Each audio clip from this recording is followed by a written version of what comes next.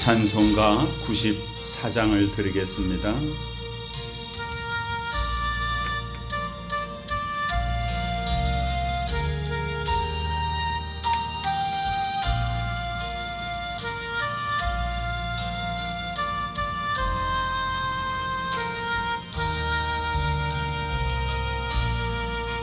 주 예수보다 더 귀한 것은 없네.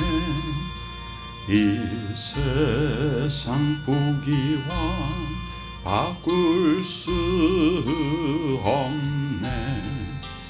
영죽은 내 대신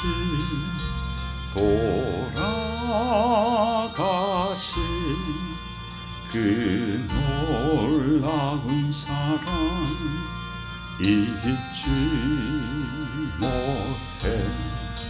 세상 즐거움 다 버리고 세상 자랑 다 버렸네. 주 예수보다 더 귀한 것은 없네. 예수밖에는 없네. 주 예수보다 더 귀한 것은 없네. 이 세상 명예와 바꿀 수 없네. 이전에 즐기던 세상 일도 주 사랑하는 한 변치 못해. 세상 즐거움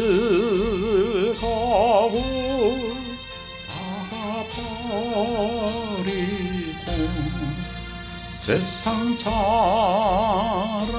다 버렸네. 주 예수보다 더 귀한 것은 없네. 예수밖에는 없네. 주 예수보다 더 귀한 것은 없네. 이 세상 행복과 바꿀 수 없네. 유혹과 핍박이 몰려와도 주 섬기는 내 맘 변치 않아. 세상 즐거움 다 버리고 세상 자랑과 버렸네. 주 예수보다 더 귀한 것은 없네. 예수밖에는 없네.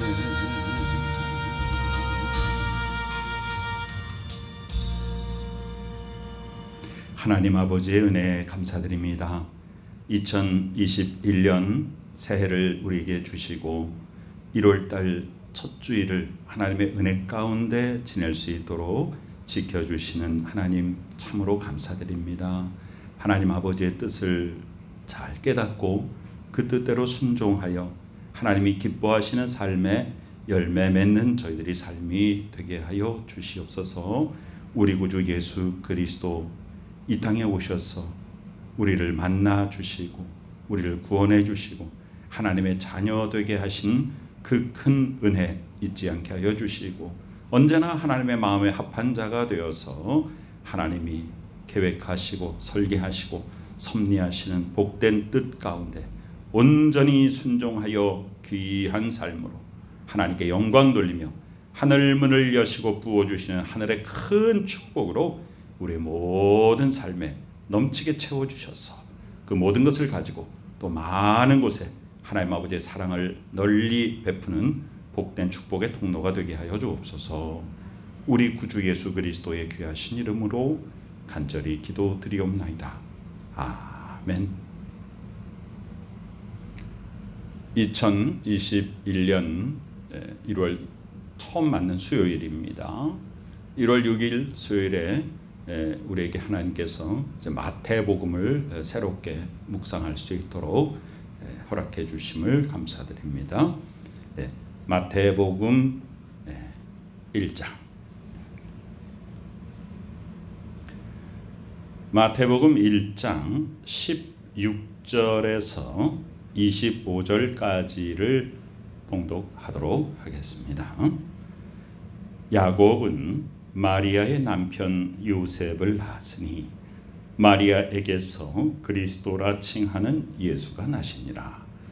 그런즉 모든 대수가 아브라함부터 다윗까지 14대요 다윗부터 바벨론으로 사로잡혀 갈 때까지 14대요 바벨론으로 사로잡혀 간 후부터 그리스도까지 14대더라.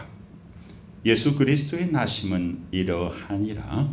그의 어머니 마리아가 요셉과 약혼하고 동거하기 전에 성령으로 잉태된 것이 나타났더니 그의 남편 요셉은 의로운 사람이라 그를 드러내지 아니하고 가만히 끊고자 하여 이 일을 생각할 때에 주의 사자가 현몽하여 이르되 다윗의 자손 요셉아 내 아내 마리아 데려오기를 무서워하지 말라.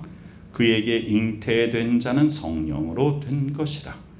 아들을 낳으리니 그 이름을 예수라 하라. 이는 그가 자기 백성을 그들의 죄에서 구원할 자이심이라 하니라.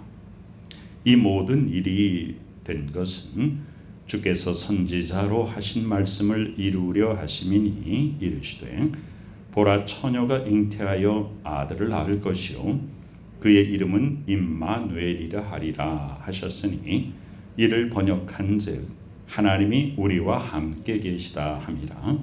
요셉이 잠에서 깨어 일어나 주의 사자의 분부대로 행하여 그의 아내를 데려왔으나 아들을 낳기까지 동침하지 아니하더니 나음의 이름을 예수라 하니라.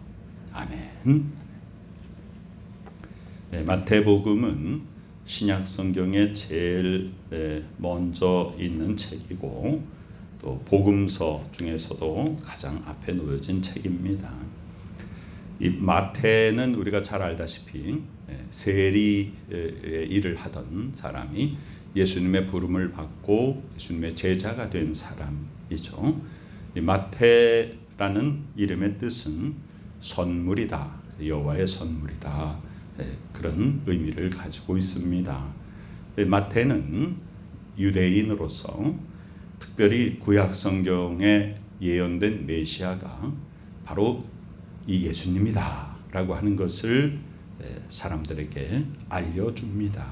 그리고 바로 예수님은 이 땅에 왕으로 오셨다라고 하는 것을 특별히 마태복음을 통해서 강조하고 있습니다. 마태복음은 유대인들에게 초점을 맞춘 복음서이기 때문에 특별히 족보가 앞에 나와 있습니다. 유대인들에게 그 족보라고 하는 것은 자신들의 혈통에 대한 정통성, 그것을 굉장히 강조하는 의미에서 아주 중요하게 여겨지는 것이죠. 그럼 왜 족보가 있는가? 예수님은 그냥 오신 분이 아니라 다윗의 자손으로 오신 분이다. 바로 구약 성경에 예언된 메시아 그분이 바로 다윗의 후손 중에서 오리라 한 그분이 바로 이분이다 라고 하는 것을 말하기 위해서 맨 처음에 족보를 나열합니다. 우리가 오늘 6절부터 읽었습니다만 그 전에 처음에 뭐라고 시작하고 있냐면 아브라함과 다윗의 자손 예수 그리스도의 계보다 그랬습니다. 그래서 여기 누가 나오냐면 아브라함이 나오고 다윗이 나오고 예수 그리스도가 나옵니다. 그러면 무엇을 지금 말하고 싶은 거냐? 예수 그리스도는 아브라함의 후손이다. 예수 그리스도는 다윗 왕의 후손이다 라고 하는 것을 알려주는 것입니다. 그래서 그냥 우연히 이 땅에 오신 분이 아니고 구약 성경에 예언된 아브라함의 후손이요 다윗의 후손이다. 그리고 17절에 보면 그 설명이 조금 더 자세하게 반복되죠. 아브라함부터 다윗까지 또 대수가 나옵니다. 14대다. 다윗부터 바벨론 포로까지 또 바벨론 포로 이후부터 그리스도까지라고 하는 그 몇 대가 계속된다 이 말이 써 있습니다. 그러니까 좀 더 정확하고 자세하게 예수 그리스도에 대해서 유대인들에게 예수 그리스도는 바로 이러한 아브라함과 다윗의 혈통을 타고나신 분이다. 즉 구약 성경에 예언된 오실이라고 한 그분의 그런 족보가 맞다라고 하는 것을 강조하여 설명하고 있습니다.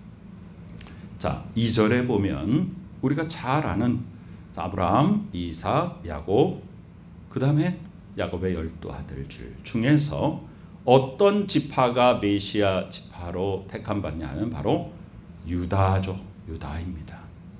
그런데 3절부터는 굉장히 적나라하다라고 표현할 수 있는 족보가 등장하는데요.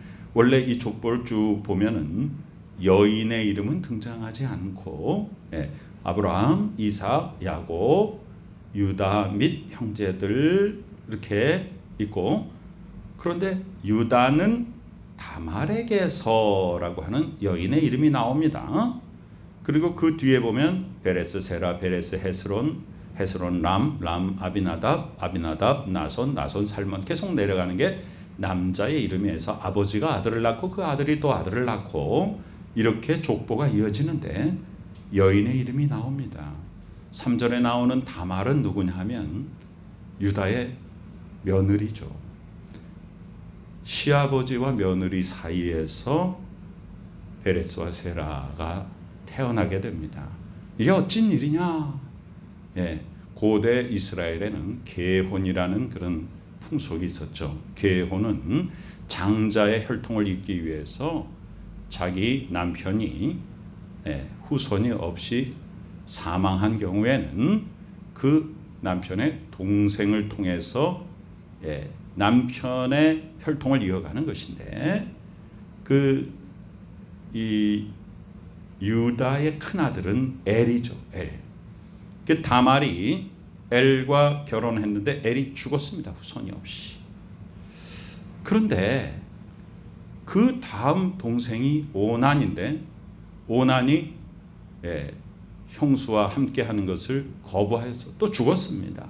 그러니까 이 시아버지 유다 생각에는 야, 저 다말이 우리 집에 와가지고 아들들 다 죽이는구나. 그래서 셋째 아들 셀라가 태어났는데 며느리에게 줄 생각을 하지 않았죠. 그래서 다말은 시집의 혈통을 잇기 위해서 자기가 다른 여인인 것처럼 창기인 것처럼 꾸미고 시아버지 유다를 이제 접촉을 해서 그리고서는 베레스와 세라를 낳게 됩니다. 자, 그 이후에 보면 5절에 보면 살몬은 라합에게서 라합은 누구냐? 여호수아 2장에 나오는 여리고 성에 살던 기생의 이름입니다. 그래서 여기 보면 살몬이 이제 정탐꾼이 되어가지고 먼저 여리고 성을 정탐할 때에 라합이 자기 집에 숨겨두죠. 그리고 라합은 알고 있습니다. 히브리 사람들이 들어와서 자기가 살고 있는 여리고성이 무너질 것이라는 것을 알고 살몬에게 부탁을 하죠. 당신네들이 왔을 때 나와 우리 가족을 살려주세요 라고 하면서 이 살몬을 보호해주고 정탐을 다 한 다음에 안전히 돌아갈 수 있도록 해주죠. 그래서 살몬은 라합을 통해서 보아스를 낳게 됩니다. 보아스 역시 이방 여인 룻, 즉 나오미가 흉년을 피해서 모압 땅에 가서 얻은 큰 며느리죠. 그런데 이 며느리가 자기 남편이 죽었음에도 불구하고 시어머니를 따라서 베들레헴으로 오게 되죠. 그때에 보아스를 만나게 되고, 보아스가 바로 어떤 역할을 하게 되냐면 이 나오미의 집안의 모든 빚을 청산하는 그런 역할을 하게 됩니다. 그리고서는 보아스가 룻을 통해서 오벳을 낳게 되고, 오벳이 누굽니까? 다윗 왕의 할아버지죠. 자, 그래서 다윗 왕이 이제 태어나게 되는데요. 다윗 왕은 우리가 잘 아는 다윗 왕의 가장 큰 범죄, 바로 자기 부하 장군의 아내인 밧세바를 취하게 되는 그런 엄청난 죄를 짓게 되죠. 그러나 하나님께서는 그 후손, 밧세바와 간음해서 낳은 아이는 죽죠. 그러나 그 다음에 솔로몬을 낳고, 그 솔로몬이 왕위를 이어가고, 그 솔로몬이 계속해서 그 후손들이 왕좌를 이어가다가 남왕국 유다가 바벨론에게 멸망은 했지만 하나님께서 약속하신 그 후손에게서 계속 왕위가 이어지리라고 한 예언이 어디에서 마지막까지 성취되는가? 바로 예수 그리스도께서 만왕의 왕으로 오시는 것이에요. 그래서 마태복음은 바로 예수 그리스도가 다윗 왕의 혈통의 계보 속에 있다라고 하는 것을 우리에게 강조하고 있는 것이죠. 그런데 예수님의 이 족보를 보니까 이 이방 여인들, 또 우리가 생각하기에 사회적으로 용납하기 어려운 이런 부분들, 또 굉장히 불이한 그런 부분들이 섞여 있습니다.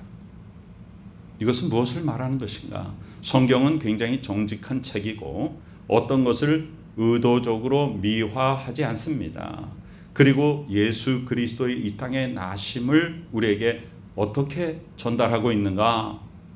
바로 예수님은 우리 인간과 똑같은 모습으로 어떤 다른 왕궁에 태어나거나 그런 것이 아니라 가장 낮은 곳에, 가장 평범 이하의 그런 여러 가지가 뒤섞인 모습, 우리 인간이 겪을 수 있는 여러 가지 일들이 그냥 뒤섞여 있는 그런 족보 속에서 태어나셨다는 것이죠. 그래서 그것을 통해서 정말로 예수 그리스도께서 얼마나 낮은 곳에 오셨는가, 그것을 알게 하십니다. 그래서 우리로 하여금 우리가 구원받는 것은 믿음으로 말미암아 구원받는 것이지 어떤 고결한 혈통을 통해서 구원받는 게 아니다라고 하는 것을 알려주시는 것입니다. 그리고 누구나 다 죄인이라는 것을 알려주시고 누구나 다 예수 그리스도를 믿고 구원받을 수 있다는 것을 또한 알려주시는 것입니다. 그러니까 믿음이라고 하는 것은 이 세상에서 겉으로 보여지는 모습이 흠 하나 없이 그런 겉모습의 그런 고결함, 그것이 믿음이 아니라 정말로 어떤 상황에도 불구하고 예수 그리스도의 십자가와 부활의 능력은 바로 믿는 자에게 임하여서 가장 비천한 자, 가장 죄 많은 자, 정말 용서받을 수 없는 자, 멸망받을 수밖에 없는 나를 구원해 주신 그 사실이 바로 예수 그리스도의 족보 속에 들어가 있다는 사실을 우리는 놓쳐서는 안 될 것입니다. 즉 기독교는요, 뭔가 겉으로 미끈하게 만들어지는 아주 고급스럽고 화려하고 귀족적인 그런 모습이 아니라 정말로 인간이 가질 수 있는 여러 가지 흙탕물도 튀고 불편한 것도 부정한 것도 어떤 것도 다 섞여 있는 이 인간의 모습, 그 속에 예수 그리스도가 그 모습 그대로 오셔가지고 우리와 똑같은 모습으로 오셔가지고 우리를 구원하셨다는 사실이고, 우리 또한 어떤 상황 속에 있든지 어떤 모습 속에 있든지 오직 구원의 방법은 예수 그리스도의 십자가밖에 없다는 사실을 우리는 예수님의 족보를 통해서 더 절실히 깨달을 수 있는 것입니다. 마리아라는 여인이야 뭐 두말할 것도 없이 정말 엄청난 순종을 통해서 성령께서 그 몸을 빌어 메시아가 이 땅에 오게 하시는 그런 귀한 일을 감당하였죠. 그런데 그 남편 요셉 역시 상당히 하나님께 정직하게 순종한 자였죠. 만약에 이 요셉이 그렇지 않았다면 얼마나 불편한 일들이 발생했겠습니까? 마리아가 처녀의 몸으로 잉태를 하는 것을 주의 계집종이오니 말씀대로 하옵소서라고 순종하는 것도 어려운데, 약혼자인 남편 요셉이 자기와는 아무 관계없이 자기와 정혼한 여인이 잉태했다는 사실을 알았을 때 어땠겠는가? 이 당시에 이 고대 사회의 또 유대인들의 율법에 의하면 부정한 자를 돌로 쳐서 죽일 수 있는 그런 상황에도 불구하고 요셉이 뭐라고 했는가? 10절에 보면 요셉은 의로운 사람이라. 마리아가 잉태한 것을 알고도 그걸 드러내지 않고 다른 사람들에게 말하지 않고 조용히 관계를 끊으려고 했다. 굉장히 참 의로운 사람이죠. 우리들이 어떤 사람이 무슨 불의한 것이 생기면 그냥 그것을 크게 확대시켜서 내 것은 자꾸만 감추고 남의 것은 자꾸 드러내고 이런 그 인간 사회에 어두운 모습들을 우리는 참 많이 보고 있지 않습니까? 그런데 요셉은 그렇게 하지 않았어요. 조용히 덮어두려고 했어요. 이 일을 생각할 때 그 남자가 얼마나 고민이 됐겠어요. 그런데 하나님께서 말씀하시는 거예요. 내 아내 마리아 데려오기를 두려워하지 말라. 그는 성령으로 잉태된 것이다. 그런데 그 말 한마디에 그냥 요셉이 바로 순종하는 것입니다. 이런 예수님의 부모의 순종이 바로 예수 그리스도를 이 땅에 오게 하시는 일에 도구로 크게 사용된 것이죠. 바로 이 저면에 깔려 있는 가장 큰 그 믿음의 그 핵심이 무엇인가? 순종입니다. 순종. 순종을 통하여서 예수님이 이 땅에 오시는데 도구로 쓰임 받게 된 것입니다. 자, 이제 우리는 마지막으로 예수님의 두 가지 이름에 대해서 또 알아보기를 원합니다. 예수라 하라 그랬죠. 예수라고 하는 이름은 굉장히 흔한 이름이었죠. 여호수아 또 호세아 또 같은 이름인데 구원자다 그 말이죠. 그런데 오늘 마태복음은 자세하게 풀어서 설명하고 있습니다. 자기 백성을. 예수님이 어디에 오셨습니까? 요한복음 1장에 보면 예수님이 자기 땅에 왔다. 자기 백성에게 왔다 그랬죠. 자기 백성입니다. 그들의 죄에서 구원할 자이시다 그 말이에요. 그러니까 예수님의 구원의 효력은 누구에게 그 적용되는가? 믿는 자에게죠. 믿지 않고 있는데 예수님이 십자가를 지었다 그래서 죄가 사해지는 것은 아니죠. 그러면 예수님을 믿는다라고 하는 것은 누굽니까? 바로 예수님의 백성이죠. 그래서 자기 백성을 그들의 죄에서 구원하실 자가 바로 예수님입니다. 그런데 이사야 7장 14절에 보면 거기에 또 하나의 이름이 있습니다. 처녀가 잉태하여 아들을 낳을 것이다 라고 동정녀 탄생을 예언했을 뿐 아니라 거기에 임마누엘이라는 또 다른 이름을 주십니다. 하나님이 우리와 함께 하시다. 그것이 바로 예수님의 또 하나의 이름이죠. 그럼 두 개의 이름을 종합해 보면 이 임마누엘은 바로 성육신을 말하는 거잖아요. 하나님이 육신을 입고 우리에게 오신 것입니다. 삼일체 하나님 중에서 성자가 우리에게 오셨습니다. 그래서 하나님이 우리에게 오셨습니다. 임마누엘, 하나님이 우리와 함께 계시는 방법이 뭐냐? 바로 이 마리아의 몸을 통해서 성령으로 말미암아 육신을 입고 이 땅에 오신 것입니다. 와서 무엇을 하시는 것입니까? 자기 백성을 그들의 죄에서 구원하시는 것입니다. 그것이 바로 예수 그리스도의 이름이고요. 그 이름은 바로 예수 그리스도가 이 땅에 왜 오셨는가? 예수 그리스도가 누구인가? 라고 하는 것을 우리에게 알려주시는 것입니다.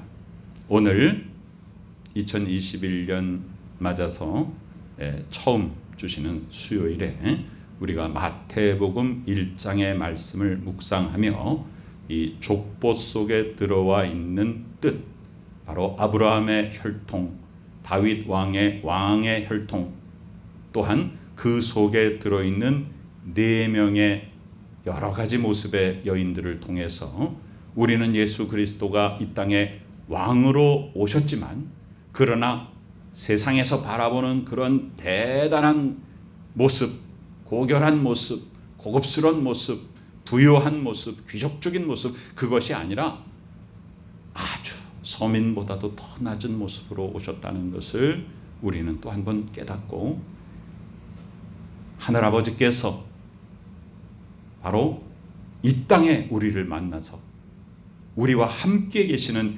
임마누엘로서의 하나님, 그가 바로 예수님이고, 바로 내가 바로 예수님의 백성이며, 예수님은 나의 죄의 문제를 해결하기 위해서 이 땅에 오셔서 우리는 이미 그 예수님을 만나고 십자가의 죽으심을 통해서 우리의 죄가 다 사해지고 예수님의 부활에 우리가 동참함으로 우리도 새 생명을 얻었음을 고백하며, 하나님이 주시는 복된 새해, 아직도 세상은 질병과 또 여러 가지 어려움들 속에서 우리들이 환난 속에 살고 있는 것은 사실이지만, 새 소망을 가지고 주 예수 그리스도의 은혜가 우리 가운데 충만하여 하나님의 뜻대로 순종하여서 복된 열매 맺고 하늘의 복이 우리에게 넘치는 복된 새해가 되시기를 간절히 축원합니다. 아멘. 아버지 하나님의 은혜에 감사드립니다.